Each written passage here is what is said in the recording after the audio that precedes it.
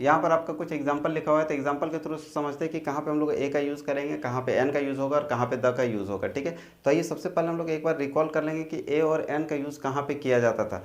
तो देखिए, जब भी साउंड आपका व्यंजन का है, व्यंजन का है मतलब अगर क से ज्ञ तक का अगर आपका साउंड आ रहा है तो उससे पहले हम लोग ए का यूज़ करते हैं। लेकिन जब स्वर का साउंड आता है, यानी कि फॉर एग्जांपल अ, आ, ई, उ, ए, ऐ, ओ, औ, अन, अ का, तब हम लोग वहाँ पे क्या करेंगे, एन का यूज़ करेंगे। ठीक है, जैसे हम लोग क्या सीखे थे, क से अगर ज्ञ तक रहे तो उसके पहले हम लोग ए का यूज़ करते हैं, और अ से अ तक रहे तो उसके पहले हम लोग एन का यूज़ किया जाता है। ठीक है, इस चीज़ को एकदम माइंड पे रखना है अभी, और हम लोग एग्जांपल के थ्रू से समझेंगे। ओके, तो देखिए सबसे पहला क्या है, ही इज़ डैश बी ए। अब यहाँ क्या लगेगा आपका, ऑप्शन है ए एन और द, ए एन द, आपका क्या लगने वाला है यहाँ पर। ठीक है, तो बी ए। अब हम लोग जब बोलते हैं तो पहला लेटर देखते हैं, पहला लेटर जब भी बोलेंगे तो उसका पहला लेटर देखेंगे, बी ए। तो बी मेरा कहाँ पे आ रहा है, ब, तो ब मेरा क से ज्ञ के बीच में आता है, तो उसके पहले क्या लगेगा, ए का यूज़ होगा।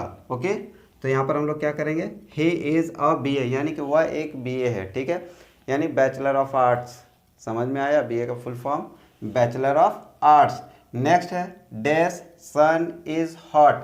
अब सन कहाँ होता है भाई, ये तो आकाश में होता है, आसमान में होता है, जो भी आकाशीय पिंड होता है उसके पहले हम लोग क्या करते हैं, द का यूज़ किया जाता है। ठीक है, अभी हम लोग पढ़े हैं, तो क्या लिखेंगे हम लोग, द सन इज हॉट। समझ में आया दोस्तों।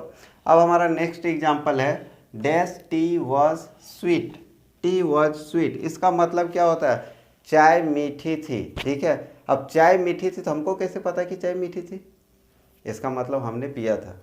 तो जो चीज़ हम पिए थे वो मेरे लिए क्या होगा, स्पेसिफिक या तो पर्टिकुलर थिंग हुआ, और पर्टिकुलर थिंग के पहले हम लोग क्या करते हैं, द का यूज़ किया जाता है। ओके, तो यहाँ क्या लगेगा, द टी वॉज स्वीट, चाय मीठी थी। Okay, next, he is dash second boy.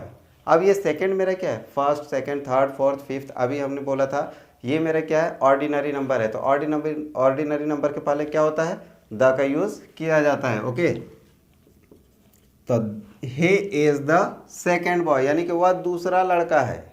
ठीक है, he is the second boy, वह दूसरा लड़का है। I am dash Indian. Indian, Indian मेरा कहाँ पे आता है, तो अ आ ई पढ़े हैं ना, अ से लेके अ के बीच में आता है, तो वहाँ पे क्या लगेगा, एन का यूज़ किया जाएगा। Okay, I am an Indian, मैं एक इंडियन हो, हिंदुस्तानी हो। जब भी नेशनलिटी बताया जाता है तो उसके पहले ए और एन का यूज़ किया जाएगा। ठीक है, जैसे फॉर एग्जांपल वह अमेरिकन है तो क्या बोलेंगे, ही is an American.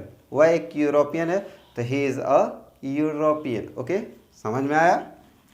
Next, you have dash dog. Dog, तो डॉग बोलते हैं तो डॉग मेरा कहाँ आता है, क से ज्ञ के बीच में आता है, तो क्या लगेगा, यूज ऑफ अ, ए का यूज़ करना है। ठीक है, अब यहाँ दिया है dash M A. M A, M A, तो एम हम लोग कैसे भी लिखेंगे, एम मेरा तो इंग्लिश ऐसे लिखा जाता है, लेकिन हिंदी से कैसे लिखेंगे, एम ऐसे ना होगा, तो लिखते किस चीज़ से है, ए से, तो ए मेरा कहाँ आता है, अ से आ में, तो क्या लगेगा, N M A, N M A. ठीक है, उसी तरह ही is S D O, S लिखेंगे तो ए और सौ एस होगा, तो ए मेरा कहाँ आता है, अ से आ में, तो क्या लगेगा, N, he is N S D O. Next example है दैट इज डैश गॉट। ठीक है, तो गॉट, गॉट बोलते हैं तो गॉट कैसे बोलेंगे, गॉट, गॉट, तो गॉ मेरा कहाँ आएगा, क से ज्ञ के बीच में आएगा, तो क्या लगेगा, a goat, a, that is a goat. Next, dash Ganga is dash river. Okay, अब देखिए गंगा क्या है मेरा, गंगा रिवर है। देखिए यहाँ पर आपका क्लियर कर रहा है, अगर बोलता है कि गंगा इज इंटेलिजेंट तब वहाँ क्या होता है, प्रॉपर नाउन, यानी कि अगर कोई व्यक्ति का नाम हो जाए तो उसके पहले द का यूज़ नहीं करते। लेकिन यहाँ पर गंगा रिवर के बारे में बात हो रहा है, तो रिवर से पहले हम लोग को क्या करना है, यूज़ ऑफ द करना है, द का यूज़ करना है, तो क्या हो जाएगा, द गंगा इज।